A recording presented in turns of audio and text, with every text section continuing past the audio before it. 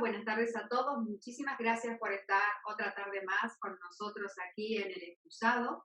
Y en esta ocasión, debido a la reciente entrega del Premio Planeta 2020, hemos querido ofreceros un diálogo con una persona relevante del mundo literario y en particular de la poesía.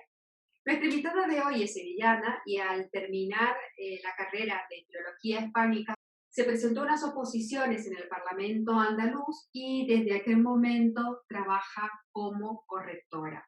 Ha publicado varias novelas, poesías, relatos, cuentos, microteatro y ha participado en numerosos concursos obteniendo más de 20 galardones. Ella es Elena Márquez Núñez. ¿Le damos la bienvenida? Sí, por supuesto. Bueno, buenas tardes, Elena. Encantada de estar contigo esta tarde aquí en El Excusado para hablar un poquito de poesía, algo que consideramos tan importante y necesario en este momento excepcional que estamos viviendo. Así que, bueno, comenzamos. Bueno, Elena, muchísimas gracias por estar con nosotras en El Excusado. Hemos leído en alguna entrevista que te consideras una persona muy tímida. ¿Para ti la poesía o la literatura es tu refugio? ¿Para qué o por qué escribes tú, Elena? Bueno, primero, muchas gracias también por esta entrevista, que no lo he dicho todavía. Y bueno, sí, la poesía y la literatura en general es mi refugio, lo ha sido siempre desde que recuerdo.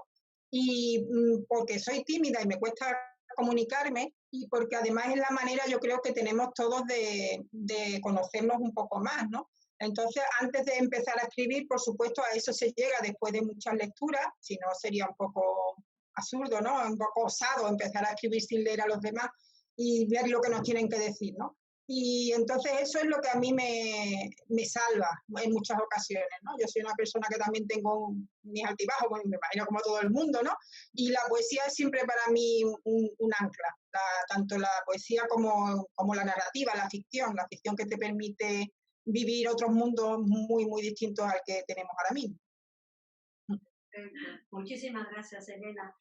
Nos consta que has conseguido un premio, ¿no? Un maravilloso premio por tu poemario, Lo sublime y el frío, y lo han otorgado un jurado maravilloso desde la editorial Apeirón, ¿no?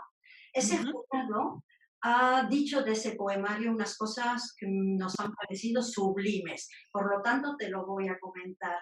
Han enunciado que a través de los poemas habías trabajado las metáforas de manera fantástica, el ritmo también, todo lo que era el lenguaje, la estructura externa era muy conmovedora y llegaba al público de tal manera que toda esa manera de escribir era también una unión de concepto con la música, y también con la profundidad, la hondura emocional. Eso es lo que han dicho y de verdad a nosotros nos ha emocionado mucho. ¿Tú qué piensas de tu escritura? ¿Lo ves así o puedes añadir algo? Bueno, yo en la parte que habéis comentado de la relación con la música o con el ritmo, ahí sí tengo que dar la razón. Es algo que no puedo abandonar por muchos intentos que haga de investigar, ¿no? Porque, claro, ese premio, por ejemplo, que estamos comentando es de 2016, han pasado 4 años, han pasado muchísimas cosas en esos 4 años, han pasado muchas lecturas y es verdad que intenta uno cosas diferentes, ¿no? Sin embargo, ese aspecto del ritmo y de la música, yo creo que es que eso es algo inherente a la poesía. De hecho, por eso me cuesta tanto trabajo leer a lo mejor poesía traducida, porque ya evidentemente pierden muchísimos matices que con la poesía en la lengua materna, ¿no? Pues se siguen manteniendo, ¿no? Entonces, bueno, yo intento lo que decir, ¿no? Intento que la poesía no solamente sea una transmisión de experiencias o de sentimientos personales, porque entonces no se vería para nada, ¿no? Sería una especie de desahogo, una especie de diario que tenemos todos ahí, sino que también eso les sirva a los demás, o los demás se puedan ver reflejados en ello. Yo creo que esa es un poco también una de las funciones de la poesía, que tiene otras muchas, ¿no? La principal yo creo que es abrirnos los ojos y enseñarnos a mirar de una manera distinta a la realidad, porque la realidad muchas veces es fea, ¿no? No vamos a decir que es una maravilla, pero con los ojos adecuados también se puede sacar provecho de todo, ¿no? Es como decir, bueno, igual que Pablo Neruda escribió una oda a los calcetines, pues se le puede escribir una oda, pues, a las antenas de televisión, o sea que no, la realidad es la que es, pero la poesía es la que nos hace verla de otra manera distinta. Sí. ¿Cómo recibiste ese premio como mujer, ese premio de Álvaro, ¿no? De Tarce? ¿Cómo lo recibiste cuando te llamaron? ¿Nos puedes Pues, contar emocionalmente cómo reaccionaste? sí, bueno, pues a mí me hizo mucha ilusión porque además era un premio muy exigente, donde además pedían un número bastante amplio de versos. Yo hice bueno, claro, hice una recopilación expresamente para ese premio, tuve que desechar cosas, tuve que ordenar. Fue un libro que tuve que trabajar mucho, claro, evidentemente como todos los libros, ¿no? Y entonces me llamaron por teléfono y estaba yo en el trabajo, que es donde suelo estar por las mañanas habitualmente. Y entonces, claro, me hizo mucha ilusión, me quedé un poco, yo no sé ni si supe reaccionar en condiciones, ¿no? Pero enseguida además se pusieron en contacto conmigo, tanto por correo electrónico como por teléfono, para hacer la preparación del poemario, y trabajaron fabulosamente. Desde luego yo creo que es una de las editoriales con las que he trabajado con más fluidez, porque además, bueno, la persona que se encargó de la corrección enseguida me introducía todas las cosas, me preguntaba las dudas. Entonces, bueno, pues fue una experiencia muy positiva, muy enriquecedora. Y bueno, eso que te digo, ahora mismo a lo mejor leo los poemas y alguno que digo, uy, yo ahora esto no lo hubiera escrito, ¿no? Porque vamos cambiando, ¿no? Pero hay otros elementos que sí, que yo creo que eso seguirán permaneciendo, porque es como una especie de sello o de voz que tiene cada uno, ¿no? Personal. Evidentemente uno va evolucionando, ¿no? Y va cambiando también un poco la temática. Y la poesía es expresión emocional a través de las letras. Entonces a mí me gustaría preguntarte, ¿qué emociones son más recurrentes en tu poesía? ¿El amor, la nostalgia, la decepción, la alegría, el miedo? ¿Cuál crees tú que es más recurrente?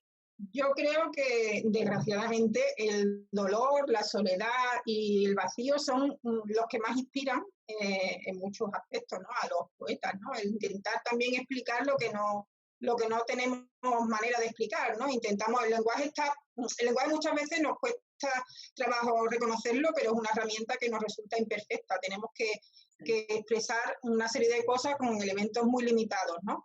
Y esos sentimientos son unos sentimientos muy fuertes y muy profundos.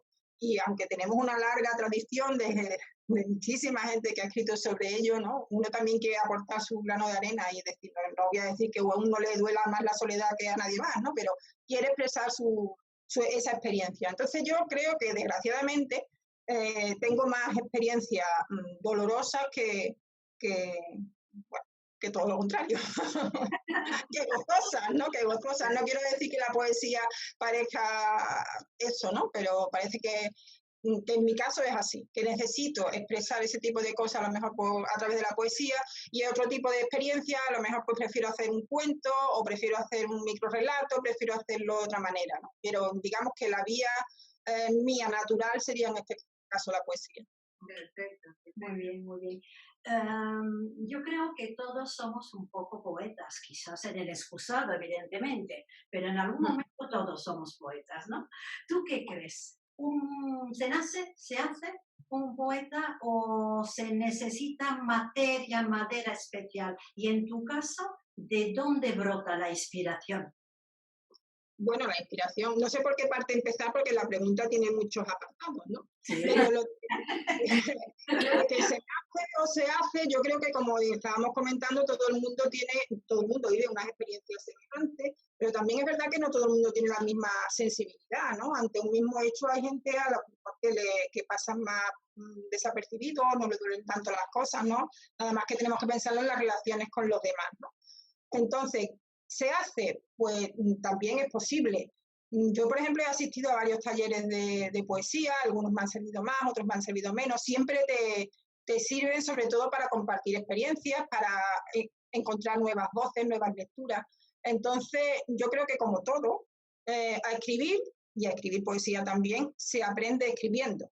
Entonces, leyendo mucho a los anteriores y escribiendo y corrigiendo, y entonces es verdad que se puede hacer. Nosotros esa discusión la tenemos cada 2 por 3, ¿no? De que si hay más genio o más inspiración que transpiración. La inspiración existe, claro, pero un poco lo que decimos, al final casi todos hablamos de los mismos temas, ¿no? Y ahora lo importante es cómo lo decimos, y eso ya es parte del trabajo y de transpiración, un trabajo muchas veces de artesanía, ¿no? Ya no me acuerdo la segunda parte de la pregunta, tenía que ver con cómo lo hago yo. Sí, si tú tienes rituales, digamos, para vamos a encontrar esa inspiración, te sientas a partir de las 3:30 y dices, aquí voy a por ello, ¿o no? Mi forma de escribir es un poquito caótica, porque como estamos diciendo, ¿no? Si tienes que trabajar de 8 a 3 y luego de 5 a 7 una tarde y luego tienes que hacer cosas, claro, cuando encuentras el momento, ¿no? Entonces, normalmente yo tampoco hago las cosas de una sola vez, ¿no? A lo mejor voy apuntando ideas, siempre tienes tú, o bien en un cuaderno o bien en el mismo teléfono, ¿no? En las notas del teléfono vas anotando ideas y después lo vas trabajando con mucho. Yo la verdad es que necesito mucho tiempo para trabajar las cosas, no voy a decir chapucera, no es tampoco eso la palabra, hay gente que tiene más, pero yo el caso es que necesito trabajarlo mucho, ¿no? Y entonces, pero sí es verdad que de cualquier tema, y eso me ha pasado también con cuestiones de, por ejemplo, dice, vamos a escribir en los talleres, ¿no? Vamos a escribir sobre tal asunto, ¿no? Y entonces, bueno, dices, uy, me están imponiendo algo, ¿no? Pero soy capaz de hacerlo, ¿no? Yo creo que todos somos capaces de hacerlo si nos lo proponemos, sí, pero con mucho trabajo. Los cuadernos hablasen, cuántas cosas contarían, ¿eh? Todas las que trabajamos con la lengua, el lenguaje, traductores, intérpretes, escritores, profes, el cuaderno que no nos falta. A pesar de tanta tecnología, necesitamos el boli y el cuaderno, ¿eh? Sí, parece que la escritura está ligada, ¿no? O sea, la mano está ligada a la mente. Pero bueno, a mí, bueno, yo cambiando un poco de tercio, quería hablar sobre la transformación social, y Eder Juárez, un poeta mexicano, dice de que en estos momentos es imprescindible la poesía porque es el único hilo que puede volver a tejer esa maraña social que tenemos en este momento, porque realmente es algo que nos llega y que nos permite conectarnos emocional e intelectualmente. Él dice de que la poesía es el derecho a soñar y a poder construir un mundo nuevo con palabras. ¿Tú crees también en el poder transformador de la poesía? Yo creo en el poder transformador de la palabra. Lo que pasa es que ahora mismo la palabra poética se escucha poco y lo que se escucha es todo lo contrario. Nada más que tenemos que verlo, yo qué sé, o en las redes sociales o en las noticias. O sea, es que yo veo una crispación absoluta en el ambiente que me asusta muchísimo. Y veo que eso se hace con palabras. O sea, solamente hace falta un eslogan o, bueno, una frase que nos asusta y que nos ponga unos en contra de otros. Y entonces, eso es una demostración de que la palabra es un arma, cargada de futuro o de lo que sea, como decía Celaya. Pero en este caso, desgraciadamente, yo veo que la palabra que se está utilizando hoy es una palabra muy negativa. Y efectivamente necesitaríamos la palabra poética, pero es que se escucha muy poco. Yo creo que nos paramos muy poco a leer poesía, por ejemplo. Yo creo que, bueno, siempre se ha dicho, ¿no? Malos tiempos para la lírica, siempre, ¿no? Siempre hay en la librería, si hay, un apartado mínimo para la poesía. Y quizás si se educara a la gente en esa lectura, como se educa en las lecturas de las noticias, pues tendríamos otro mundo, pero desgraciadamente, bueno, lo estamos viendo, se están quitando estudios de humanidades, ¿no? Se están quitando de las facultades. Pues, ¿qué queremos, no? ¿Qué estamos formando? Si es que no estamos formando solamente seres productivos, pues eso, bueno. Totalmente. No, yo no voy a solucionar aquí nada, pero es horrible. No, pero es verdad que están quitando materia como filosofía, materia que menos horas de literatura probablemente, porque no hay tiempo para todo y todo avanza de una manera muy rápida, pero es justamente lo que nos puede dar un juicio crítico, ¿no? Y tratar de competir con esa manipulación de la tecnología, que en realidad lo único que busca es sacar un rendimiento económico nuestro, ¿no? Y esa manipulación es complicada. Un poquito al hilo de, sí. No, estamos diciendo eso, que eso es lo que nos hace pensar, la filosofía y las humanidades es lo que nos enseña a pensar si nos quitan esa herramienta. Sí, un poquito al hilo de lo que te comentaba Fernanda, es verdad que normalmente cuando hablamos de poesía pensamos al amor, al desamor, a estos temas tan bucólicos, ¿no? Pero es verdad que últimamente las nuevas poetisas están utilizando temas que eran pues, un poco más tabú para la sociedad, como puede ser el aborto, el sexo. ¿Crees que esta nueva forma de introducir estos conceptos a través de la poesía va a hacer que se abra un poquito la mira? Ahora mismo, bueno, sabéis que los poetas y las poetas que se leen son muchas veces gente muy mediática, ¿no? Entonces, bueno, yo tampoco me voy a meter en si hacen poesía o no. Yo creo que simplemente de todo se puede hacer poesía, de todo, también de las tecnologías, también de temas sociales. De hecho, ha habido siempre una corriente de literatura social muy importante, ¿no? Entonces, yo no sé, yo por una parte, cuando hablamos de esos temas también con amigos, ¿no? Que, bueno, algunos que son muy puristas y no les gustan determinados poetas que se mueven mucho por las redes o que son influencers, ¿no? Que es lo que se suele decir ahora, ¿no? Yo muchas veces pienso, digo, bueno, hay que empezar, digamos, ¿no? Si tú empiezas leyendo eso, que en principio puede ser más o menos literatura, pero vas a ir pasando a otra literatura superior, ¿no? Entonces, yo no puedo estar en contra tampoco, bueno, no tengo que opinar en ese sentido, ¿no? O sea, mi voz no tiene por qué crear ninguna influencia, ¿no? Pero que yo creo que lo importante es eso, es empezar la lectura, porque es lo que decimos, eso es lo que te forma y lo que te crea conciencia. Y si tiene que ser por ese medio al principio, a mí no me parece mal, no me parece en absoluto mal. Muy bien, muy bien. Estamos viviendo evidentemente, ¿no? Momentos difíciles, momentos de caos, de crisis social, económica, política, etcétera. Pero quizás estoy equivocada, no lo sé, pero me da la impresión que en general las artes están otra vez adquiriendo un lugar de cara a las personas, ¿no? El confinamiento nos ha empujado a descubrir otra vez la literatura, la pintura, etcétera. Y a mí me gustaría saber si tú piensas que la poesía también en estos momentos tan difíciles puede ser, ¿cómo diría yo? Un poco un antídoto, ¿no? Un parapeto, algo donde con esa poesía podemos ayudar a las personas a cambiar o podemos por lo menos ir más allá de esta crisis y no entrar en una depresión sin fin.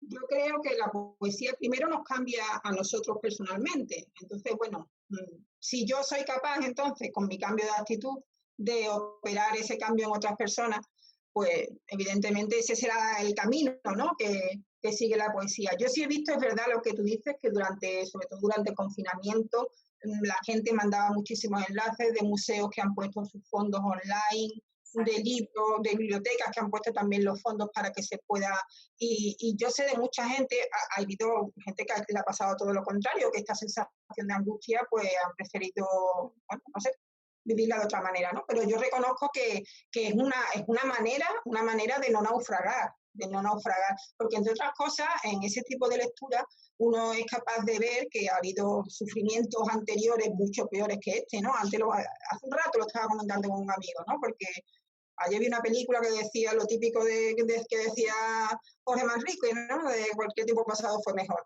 Esto es lo que nosotros, la sensación que tenemos, pero realmente es que la historia ha sido siempre un poco un desastre, ¿no?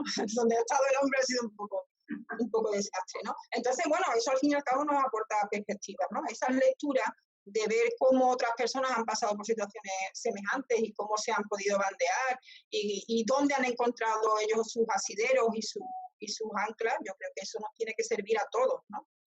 Lo importante es tener también lo que decimos, la mirada y los oídos dispuestos, porque muchas veces pasamos por los textos y no profundizamos, ¿no? Y se disfrutan muchísimo más.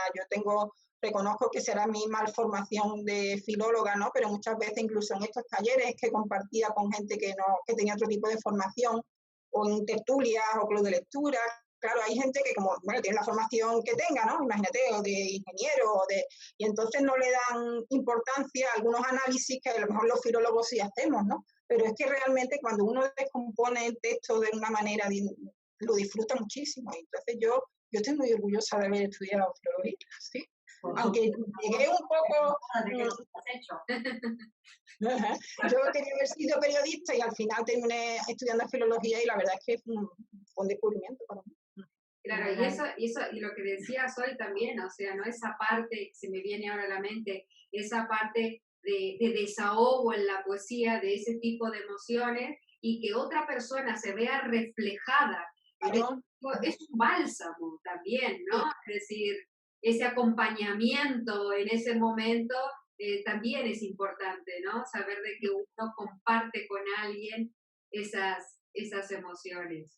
Además, muchas veces uno encuentra, bueno, ayer precisamente lo comentamos porque, bueno, estuve de presentadora de un libro de un amigo y comentamos, porque él también dijo, yo ahora tengo la sensación de que ya el libro no es mío. Digo, no, Pepe, es que ya el libro no es tuyo, el libro es de los lectores. Exacto. Y puede ser que tú hayas querido explicar una cosa, un sentimiento, y sin embargo yo vaya buscando otra cosa y lo interprete de una manera distinta. Claro, las dos maneras son igual de válidas, porque eso es precisamente la riqueza que tienen todos los textos.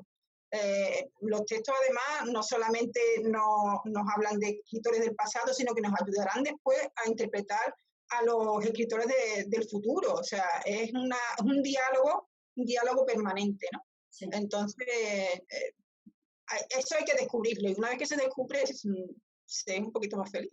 Es verdad. Bueno, otra cosa que estábamos hablando también hoy, de cómo la poesía se relaciona con la música y con el lenguaje, lo que tiene de bonito la poesía es de que nos permite expresar esas emociones de una manera libre, digamos, ¿no? Claro. Y encontramos poesía en el rap, en el rock, y también sabemos de que tú tienes una faceta de docente, y quería preguntarte si consideras que es fundamental el estudio de la literatura, sobre todo en la poesía, en la adolescencia, para ayudar a estos jóvenes a que en esta etapa tan difícil que nos cuesta tanto expresar las emociones y los sentimientos, ayudarlos a canalizar esas emociones, ¿no? Sí.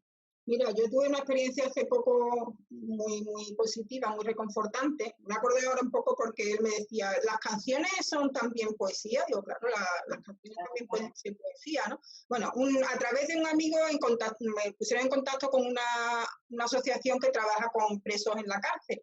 Entonces tienen una especie también como de un club donde van gente a hablar de literatura y eso. Entonces estuve con ellos y ahí fue una de las cosas en las que me di cuenta que cualquier medio, ellos necesitan una manera por supuesto, de olvidarse de dónde están y de expresar sus emociones. Entonces, bueno, pues sí, tiene que ser a través de una canción o puede ser a través de un cuento, a través de cualquier medio. Ellos necesitan esa expresión y con los adolescentes pasa lo mismo. Yo creo que también hay que intentar buscar la manera en que ellos, esto no les, o sea, la literatura no les parezca un rollo, sino que sea un disfrute, ¿no? Yo, pensaba, ese día también que quisimos hacer allí una especie de cadáver exquisito, porque al fin y al cabo es como un juego, pero después lo que uno tiene es un poema. Y, o sea, hay muchas maneras de que ellos disfruten, ¿no? Proponerle que sean ellos los que escriban también, no solamente los que lean, ¿no? Pero también hay que saber escoger las lecturas para ganarlo. Yo creo que ese es el problema, que muchas veces nos quedamos en las lecturas clásicas, que por supuesto están muy bien, ¿no? Pero tú tienes que captarlo de otra manera, a lo mejor a través de novela gráfica que les gusta ahora a ellos, los cómics que les gusta a ellos de alguna manera, y después buscar, bueno, ¿no?, las características del héroe y dónde encontramos otro tipo de héroes en la literatura. Siempre se puede trabajar de una manera mucho más, no tan cerrada, ¿no?, sino relacionando las distintas artes. Claro. Así que sí. Distintas disciplinas, al final. Fenomenal. Cuéntanos, Elena, ¿tienes algún proyecto entre manos? Bueno, proyectos siempre hay, lo que pasa que... Una pista. Sí, no, yo ahora estoy escribiendo una novela que la empecé hace unos meses. Es verdad que en verano, por ejemplo, como el verano lo dedico a la familia, ¿no? Tiene que ser un poco, pues en verano no suelo escribir. Entonces le he vuelto a retomar después. Entonces, si estoy escribiendo una novela, creo que es un tema, por supuesto, que se ha tratado muchas veces, ¿no?, que es el tema también de las raíces, de la necesidad de tener unas raíces, ¿no? En este momento son varios varias personas de una misma familia que se encuentran con una casa que no se sabe quién va a heredar, y son esas relaciones familiares y también el por qué quieren quedarse con esa casa, el significado que tiene desde siempre como símbolo la casa, ¿no? Y bueno, en esa estoy. Muy despacito, muy despacito, porque es que a mí me pasa eso. Yo además soy correctora de texto y entonces siempre me he dado cuenta que eso condiciona mi manera de escribir, porque yo no puedo dejar una frase con la certeza de que ya está completa, ¿no? Sí, Y entonces siempre volviendo. Eso me sirve pues para un poema que es más breve, para un cuento, pero para una novela, cada vez que la retomo y tengo que empezarla desde nuevo, pues... Una pregunta, Elena, ya que has dicho, yo soy traductora, ¿qué tal llevas que te corrijan textos siendo correctora? ¿Qué tal llevas que te corrijan tus propios textos? También tengo que confesar que tú sabes que ahora mismo es una profesión que tampoco se considera mucho, con lo cual muchas veces en editoriales y eso no te creas que tienen sus correctores, sino que aceptan las correcciones que tú haces.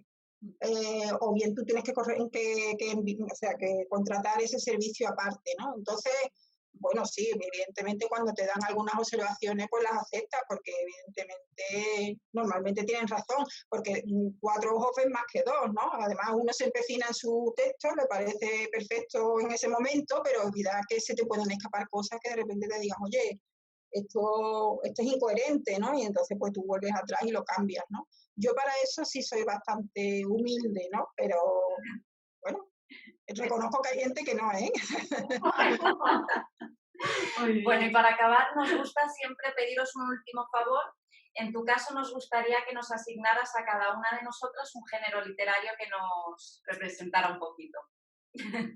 Voy a decir a las 3, no sé, pero yo veo, por ejemplo, más a Fer, yo creo que te dicen a ti Fer, ¿no? O te dicen, Sí. Te veo un poco en el género dramático, o sea, Total. no sé, te veo, Argentina, ¿cómo no? será el acento. Sí. Soy muy dramática. A Ili la veo más en el género poético.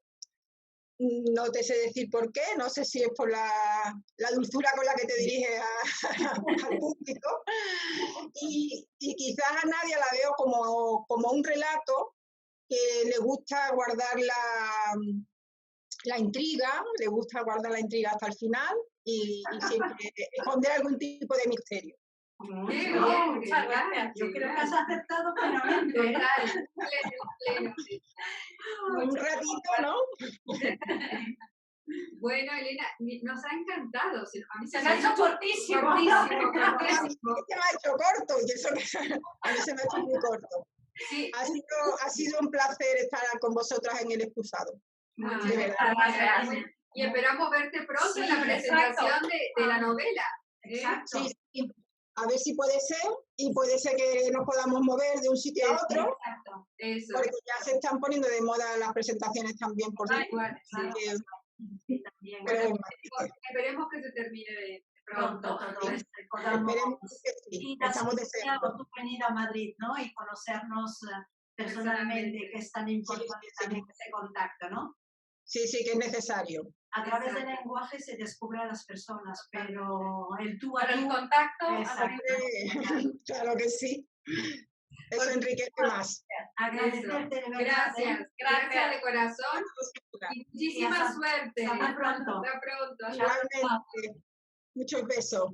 Hasta luego. Igualmente, te los mandamos.